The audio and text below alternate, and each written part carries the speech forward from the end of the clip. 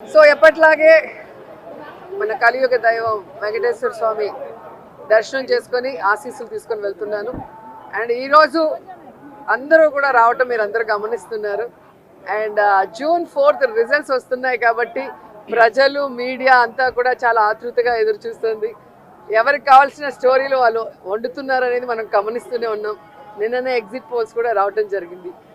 ఎవరు ఏం exit polls ఇచ్చినా ఎక్కడ ఏం డిస్కస్ చేసినా ఫైనల్గా జరిగేది second time Jagananna CM.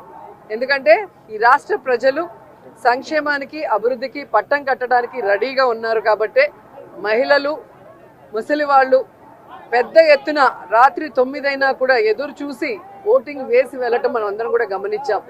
So మనకి స్వాతంత్రం వచ్చిన తర్వాత ఇంత పెద్ద ఎత్తున సంక్షేమాన్ని అభివృద్ధిని ప్రజల కోసం అందించిన ఏకైక ముఖ్యమంత్రి జగన్మోహన్ రెడ్డి గారు. రాష్ట్రం విడిపోయి నష్టాల్లో కష్టాల్లో ఉన్నా కూడా ప్రభుత్వ బాధ్యతగా ప్రజలకి మంచి చేయాలి, రాష్ట్రాన్ని అభివృద్ధి వైపుకు నడిపించాలి అని చిత్తశుద్ధితో పారదర్శక పరిపాలన అందించారు. కాబట్టే ఈరోజు మేమంతా కూడా చాలా కాన్ఫిడెంట్గా ఉన్నామన్న విషయాన్ని మీ అందరికీ తెలియజేసుకుంటున్నాను.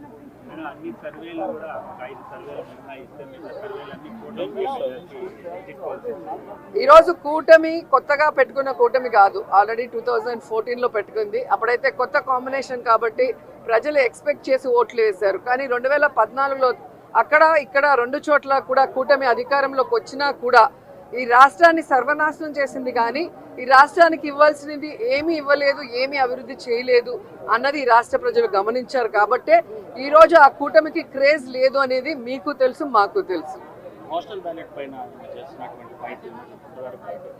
ఖచ్చితంగా ఈరోజు ప్రజలందరూ కూడా గమనించాల్సిన విషయం, వ్యవస్థలు ఏ విధంగా ఈరోజు చంద్రబాబు నాయుడు చేతిలో వాళ్ళు ఇష్టానుసారం చేస్తున్నారో మనం గమనిస్తున్నాం.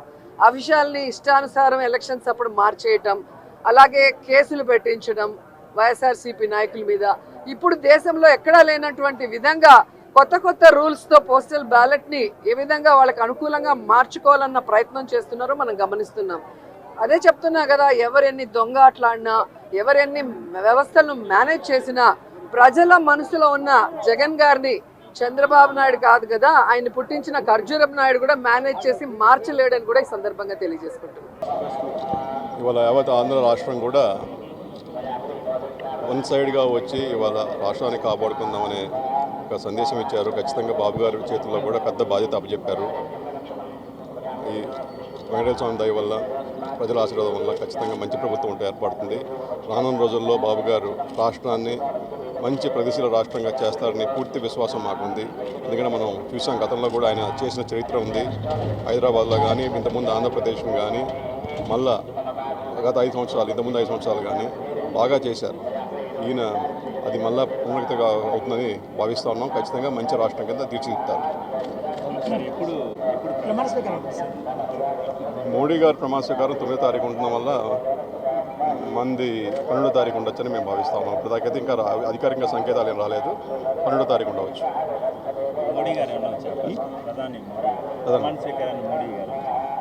ఇవాళ మనం చూసాం, ఇక్కడ రాష్ట్రంలో కానీ అక్కడ భారతదేశంలో కానీ ఎన్డీఏ కూటమి బ్రహ్మాండమైన విజయం సాధించింది. ఖచ్చితంగా తెలుగుదేశం పార్టీ ఎన్డీఏ కూటమిలో కూడా పెద్ద భాగస్వామ్యం తీసుకొని పోతూ ఉంది. మన రాష్ట్రానికి కూడా అది మంచి రోజులు. రానున్న రోజుల్లో మన రాష్ట్ర ఉన్న హక్కులు కానీ, లేకపోతే మనకు రావాల్సిన వనరులు కానీ అవన్నీ కూడా ఖచ్చితంగా పోరాడి తెచ్చుకుంటాం.